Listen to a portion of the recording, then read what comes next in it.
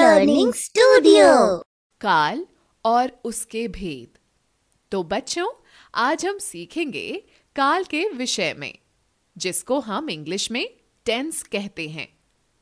बच्चों, काल का अर्थ होता है समय।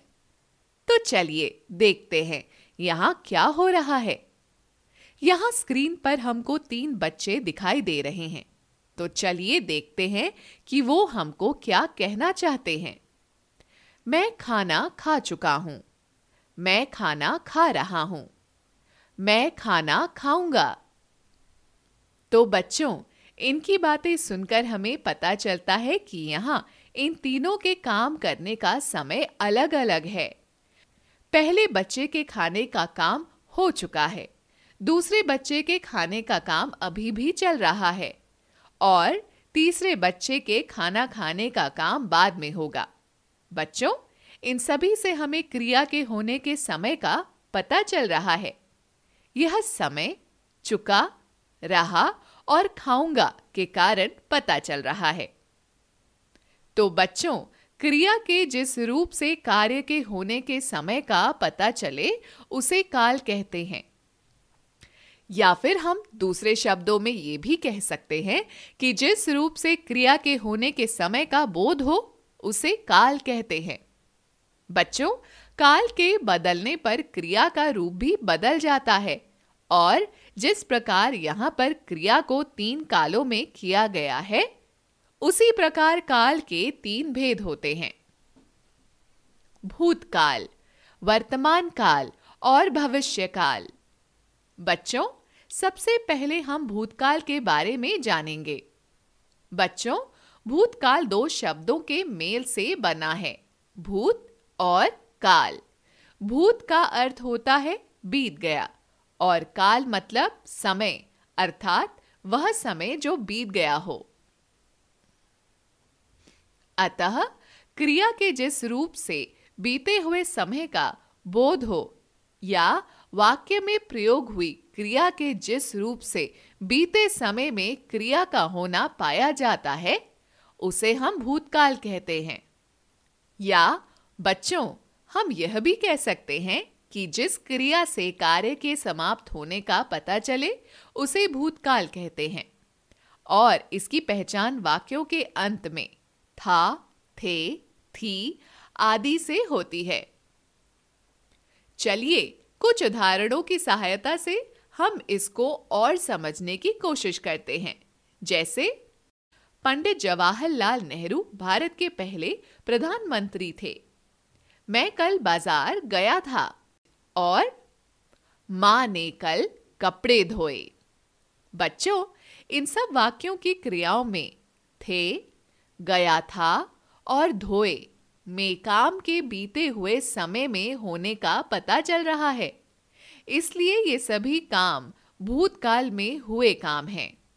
अतः बच्चों, जो समय बीत गया उसे हम भूतकाल कहते हैं।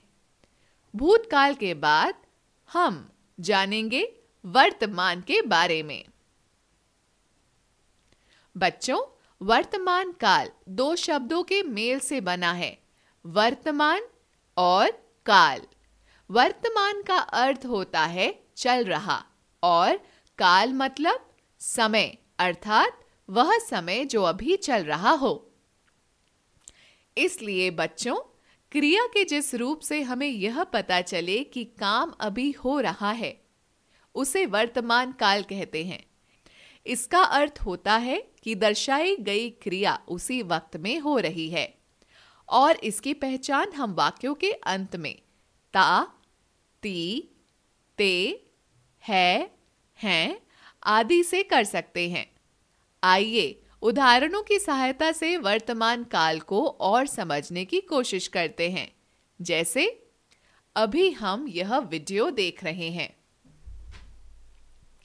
बारिश हो रही है और तोता उड़ रहा है। बच्चों, यहाँ रहे हैं, रही हैं और रहा है, इन सभी वाक्यों की क्रिया अभी हो रही है, इसलिए ये वर्तमान काल है। तो बच्चों, क्रियाओं के होने की निरंतरता को वर्तमान काल कहते हैं। अब हम सीखेंगे भविष्य काल के बारे में। बच्चों, भविष्य काल भी दो शब्दों के मेल से बना है, भविष्य और काल। भविष्य का अर्थ होता है आने वाला और काल का मतलब है समय, अर्थात वह समय जो आने वाला हो। बच्चों, क्रिया के जिस रूप से क्रिया के आने वाले समय में पूरा होने का पता चले उसे भविष्य काल कहते हैं। इससे आगे आने वाले समय का पता चलता है। जिन वाक्यों के अंत में गा, गे, गी आदि आते हैं वे भविष्य काल वाले वाक्य कहे जाते हैं। भविष्य में होने वाली क्रिया को भविष्य काल की क्रिया कहते हैं।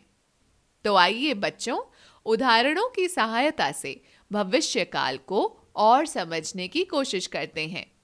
जैसे, माँ कल मेरे लिए लड्डू बनाएगी, मैं कल विद्यालय जाऊंगा, और हम कल मेला देखने जाएंगे।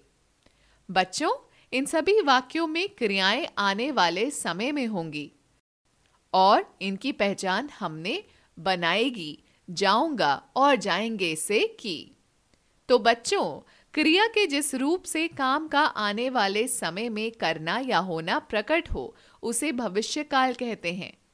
तो बच्चों, आज की वीडियो में हमने सीखा कि क्रिया के जिस रूप से कार्य के होने के समय का पता चले उसे काल कहते हैं। काल के 3 भेद होते हैं, भूतकाल, वर्तमान काल और भविष्य काल।